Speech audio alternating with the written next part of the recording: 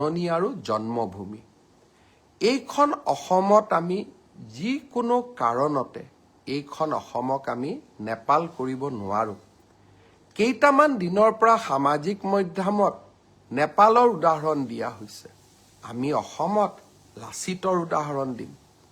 আমি অসমত আমি মহাৰাজ পিথুৰ উদাহৰণ দিম। আমি ভগদত্তৰ উদাহৰণ দিম। আমি ভূপেন হাজৰিকাৰ উদাহৰণ দিম। আমি জুবিন গাৰ্গৰ উদাহৰণ দিম। আমি নেপালৰ উদাহৰণে অসম নচলাম।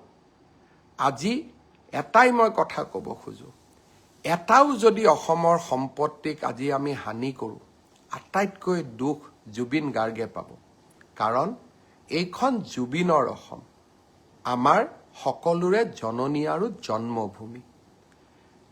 আজি কেইগৰাকীমান ব্যক্তিয়ে জুবিনৰ ন্যায় বিচাৰি ৰাস্তাত আন্দোলন